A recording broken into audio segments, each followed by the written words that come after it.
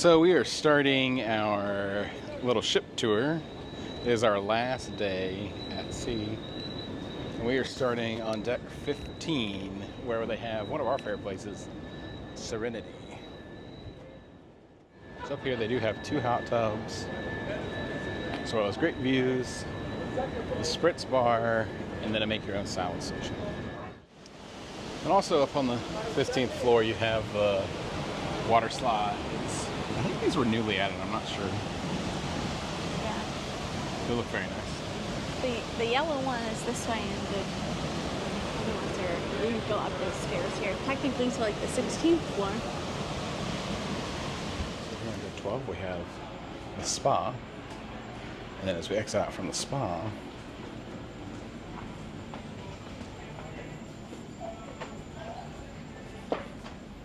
we have the Carnival Waterworks splash zone. This is also where you have your jogging trap and your main lounging area of the ship. Yeah, I think there's also mini golf over there, some cornhole, maybe the basketball court. And the arcade, I think, is on this floor too. Yes, the arcade is also over here.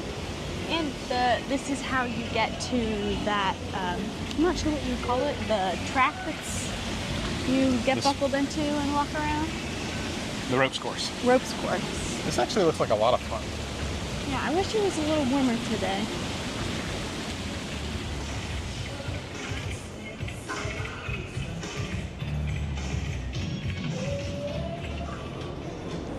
So still here on deck 12, we have the mini golf.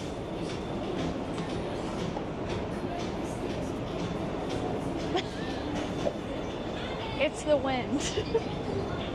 Additionally, here is where you can get on the ropes course.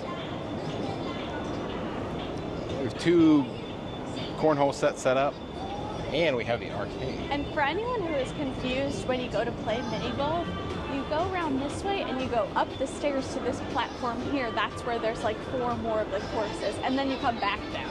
We thought the mini golf was really small, but it is a full 9 holes. Yes, it's very confusing. Just split between 2 decks.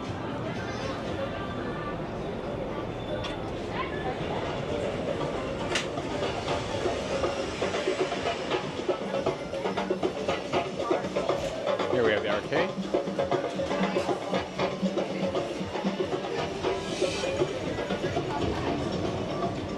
I was really surprised that the arcade has a lot of new machines as well as old machines. A lot of VR machines. Some of them are kind of expensive. They were like $5 each, which I thought was a little much. But so here on deck 12, around the jogging track, the rest of the sports deck, is the basketball court, which they also use a lot for events on the ship. They do there's like a beanbag toss. I know they play pickleball. There's soccer balls over there. It's also really windy. Yeah. And then there's a cool little area up here that has foosball set up. And it's a nice area to kind of just chill out.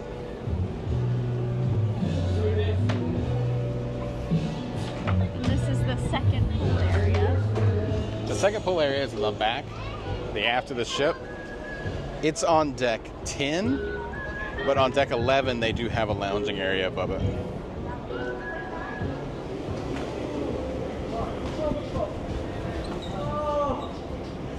Deck 11, we have the pergola bar, which overlooks the main area of the ship, deck 10. Get down there in a minute. And also on this deck, we have Il Mercato, which is like a sandwich shop. They also have meatballs. Now, we ate at Il Mercato probably 2 or 3 times over the course of it. We really liked everything we had there. The sandwiches, I really liked the turkey and Swiss, was excellent. And also here we have the Camp Ocean, which is the kids club on the ship. Yep. And from deck 11, we're going to head down to deck 10, which is where we have the Lido Marketplace, which is the main food area, the main buffet area. On deck 10, near the pool, we have Tomodoro, which is their Mexican place where you can get breakfast burritos. They're really great. Tacos, burritos. Here's the main pool area, which is kind of small on this ship. It's always pretty crowded except for today because it's really cold out there. Yeah. Now they are blasting music, but generally this area has been pretty crowded the whole time.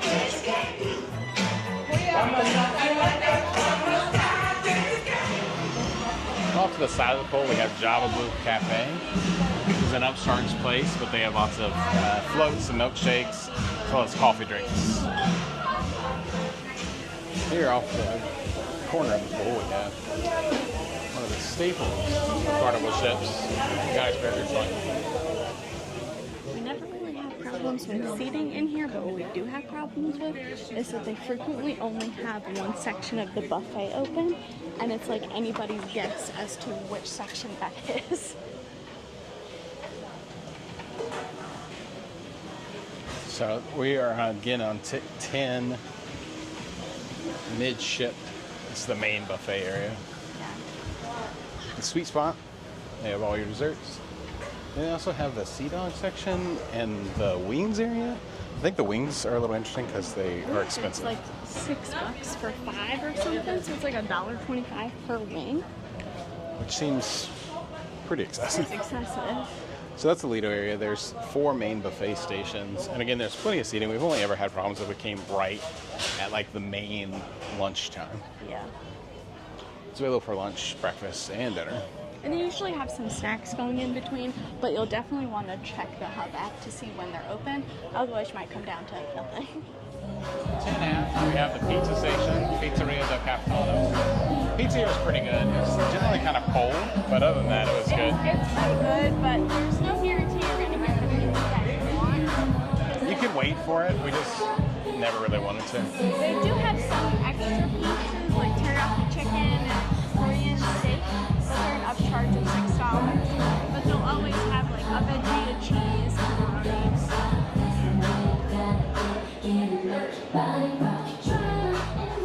And then as our last food option on deck 10, you have the Seafood Shack, which is an upcharge. It also rotates between the Seafood Shack and the Chicken Shack. That's what I was gonna say. I know it says Seafood Shack, but I see chicken here more often. For breakfast, you have your little chicken biscuits, and at lunch, you have chicken sandwiches. Well, it changes between the Seafood Shack and the Chicken Shack. And the Seafood Shack is an upcharge, so I don't think a lot of people eat there.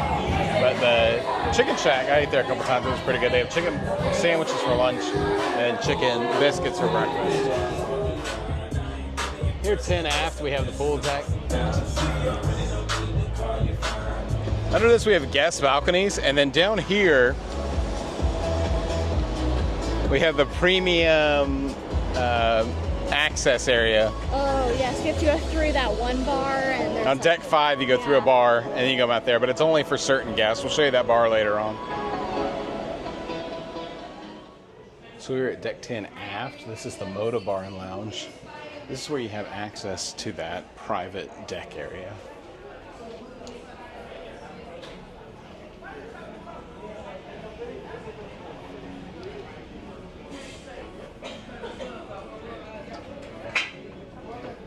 We've often found that this is one of the kind of quieter areas of the ship. So if you're looking for less, an area just to relax, this has always been a good spot.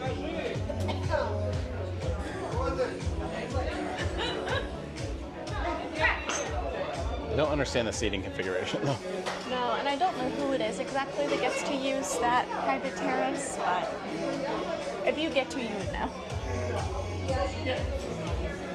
We are on deck 10, but we are skipping all the way down to deck 5 because that is the next time that there is something to see.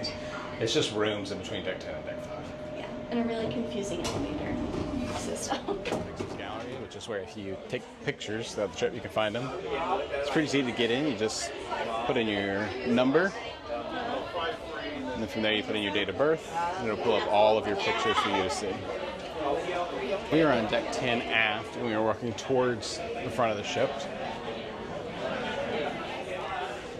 Here we pass Il Villaggio. That's an upscale restaurant. Look, it's $43. We ate there once before, and we weren't really the biggest fan. Then we have Frizzante, which is their bar right outside Il Villaggio. And then outside this area here is a really nice, calm area to eat lunch. This is La Strada Grill. They have some Italian sandwiches, as well as some sides.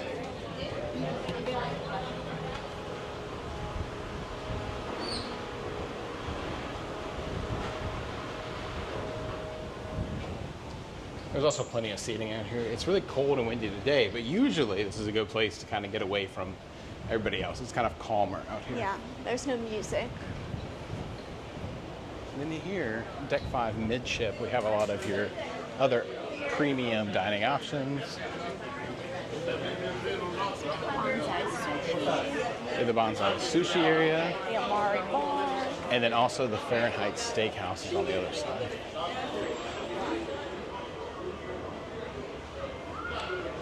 We've never tried Fahrenheit 555, but it does look pretty good. Yeah. And then right past Fahrenheit 555, you have the Bonsai Teppanyaki restaurant. And the piano bar. And then across from that, you have Piano Bar 88. It looks very chill in there. Until they have the dueling pianos going. Yes. And here, as we approach the Ford, we have all of the shopping. There's 2 layers of shops. So we have the Effie shops. You'll be familiar with those if you've cruised before. They also have their salon, Cloud9. Hipfish Beauty, which sells a lot of perfume fragrances. It's not one of those that don't stay on my tongue. Yeah, I don't like it. As well as makeup.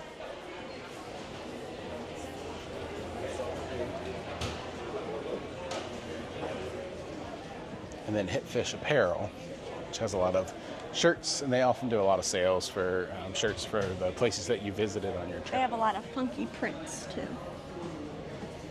Funky prints. And then Deck 5 aft, we have the Teatro Rosso, the top level. What I'm really excited about was we just discovered how to find out what pillows we have in our stateroom because they are incredible and we would like to purchase them. They're so good. On Deck 4 Midship, we have Carnival Adventures, which sells a lot of stuff you might need out on the beach. Cherry on Top, which is their candy store.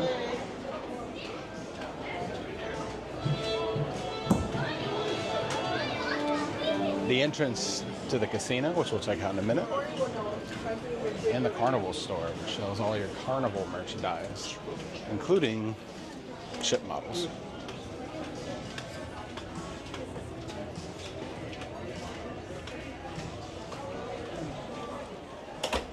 We also have Portside Liquor and Tobacco. It's your duty-free liquor shop. And then at the very front of the ship, we have the bottom floor of Teatro Rosso, the main theater. Hello. Do you have a catchphrase? Do I have a catchphrase? So, that's a great question. I don't have a catchphrase. And I talked to Lee Mason too, and he's the same way. The only reason I don't do it is there's nothing that really hits me where I'm like, that's gonna encompass of what I'm doing and what I'm about. Here in Deck 3, we have Piazza del Duomo, which is the main atrium in the area.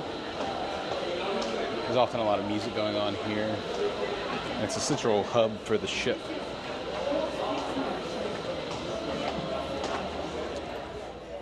Deck 3 Forward is where you're going to find the Carnival Adventures area, which is where you can book all your short excursions. You can also book them in the app or online before you get here. Here at Deck 3 Forward is where you have guest services. And on Deck 3 you have the Medici restaurant right in the center. We ate here one time for their Bella like a pasta lunch? bar. Yeah. It's like a special thing they do at Sea Days. It said it was a pasta bar, but it really wasn't. It was a prefixed menu of pastas. They were good, but I think not run as efficiently as their like nighttime dinners. But it's very pretty.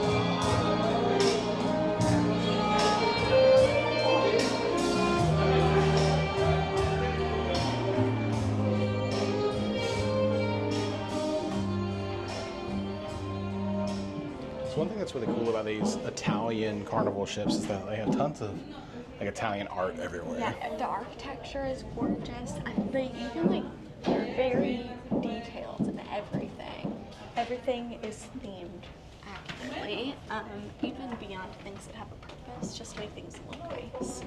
And a lot of it seems very authentic, which is really cool. So these bigger portraits are actually my least favorite because they're just kind of random prints, I think, but I love the stateroom hallways. They look very cute. The doors and the pictures that they have in there. I like how they have the levels, you know, fixed into the carpet.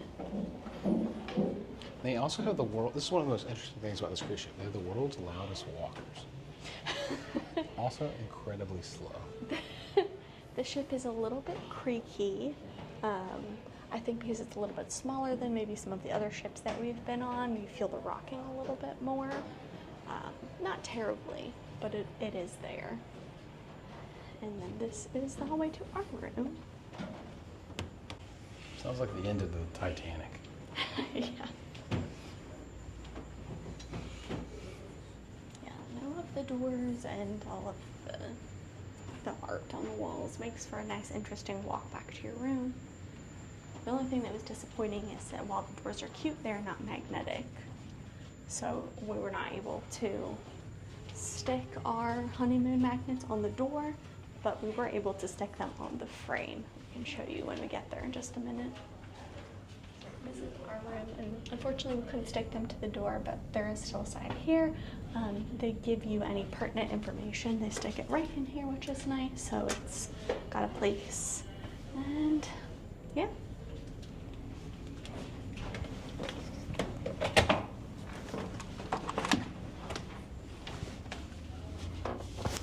Welcome to our room.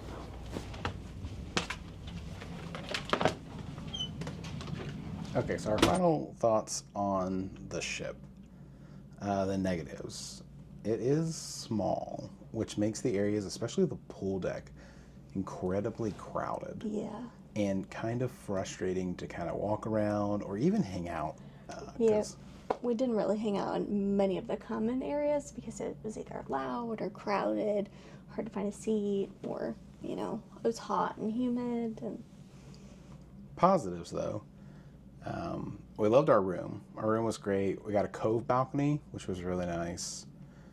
Tons of food options available. Yeah. There's always something to eat, which was nice. And most of the food was pretty good. Pretty good, yeah. I liked it better than the Royal Caribbean cruise, I think, food-wise. The theater was great. It was huge, which was really nice. Plenty of seating in there. Mm-hmm. It seemed like everybody was having a good time. Our itinerary went on a 7-day Mexico cruise from the West Coast out of Long Beach. I liked the cruise itself was good too. I was really surprised by some of the ports we went to. I really liked Mazatlan and Cabo, of course. Yeah, went swimming in Cabo. That was really fun. But, I mean, the rooms are a great size. I would say we're very comfortable in them.